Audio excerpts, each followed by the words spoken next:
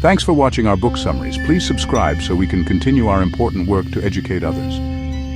The Case Against Reality. Why Evolution Hid the Truth. The Grand Illusion. We trust our senses. The sun rises, the grass is green, the table is solid. But cognitive scientist Donald Hoffman makes a radical claim. All of this is a lie.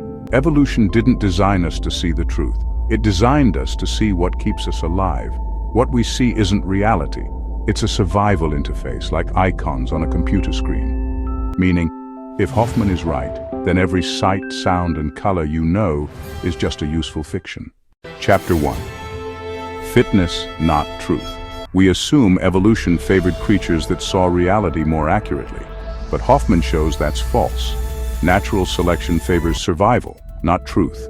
A beetle in Australia almost went extinct because it mated with discarded beer bottles, shiny and larger than females. Its truth detector was fooled. For a prey animal, seeing a moving shadow as danger, even if it's only wind, is better for survival than seeing truth. Meaning, evolution doesn't care about truth, it cares about reproductive success. If a lie helps you live long enough to pass on your genes, the lie wins. Example, the beetle didn't need truth. It needed just enough perception to find food and mates, until humans introduced beer bottles and broke its code. Chapter 2. The Interface Theory of Perception. Think of your laptop. A blue folder icon on the desktop isn't a real folder. It's a symbol to help you navigate complex code. Hoffman argues perception works the same. What we see, colors, shapes, sounds, are icons. They simplify reality so we can interact with it. The red of an apple isn't in the apple. It's an icon your brain generates. Solid is not atoms or molecules, but a survival-friendly symbol. Meaning, the world you see is like a VR headset. It's useful but not accurate. Example, just as you don't think the folder on your desktop is the file, you shouldn't think apple red is reality. It's just the interface. Chapter 3. Why space and time aren't fundamental. Einstein already showed space and time are flexible, bending with gravity and speed. Quantum mechanics suggests deeper layers beyond them. Hoffman takes it further. Space-time itself is not the foundation of reality. It's part of the interface, a screen that evolution built for us to play the survival game. Meaning, we think reality is a stage set in space and time. But Hoffman says space-time is like the desktop wallpaper. Pretty, consistent, but not the real machinery. Example, think of delete on your desktop. You see an icon go into a trash can, but behind the scenes, trillions of circuits rearrange. Space and time may be the same, a simplified icon, not the machinery. Chapter 4. The Role of Consciousness. Most scientists say consciousness arises from matter. Neurons fire. The brain produces awareness. Hoffman flips it. Maybe consciousness is fundamental. Maybe what we call matter is the byproduct of conscious agents interacting.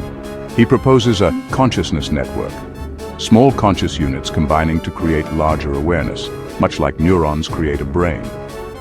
Meaning, instead of consciousness being a late accident in evolution, it could be the ground floor of reality.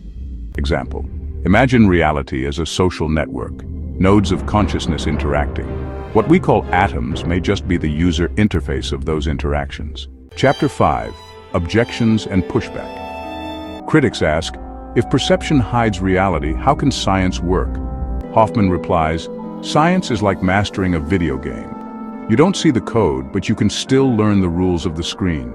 Consistency, not accuracy, is what allows prediction. Meaning, science doesn't reveal truth, it reveals patterns in the interface. Example, in Monopoly, the pieces aren't real houses or money, but you can still learn the rules and win the game. Chapter 6. Why this matters. If Hoffman is right, then our senses are liars. Space and time aren't ultimate. Consciousness may be reality's foundation. This changes everything from physics to philosophy, from how we see animals and AI, to how we define self. Meaning, the greatest danger isn't that our senses fool us, it's that we never realize they do. Example, a fish doesn't know it's in water. Humans don't know we're in illusion. Closing reflection, the red pill of perception. The case against reality offers a hard truth. What we see is not what exists. The world of color, space, and time is an elegant lie told by evolution. Terrifying? Yes. Liberating? Also yes. Because once we accept our interface, we can look deeper, not for certainty, but for wonder. Final example. The blue sky above you is not sky. The green grass below is not grass. They are icons. Behind them lies a code so strange we may never see it. But that code, not the icon, is reality. Subscribe for more wisdom.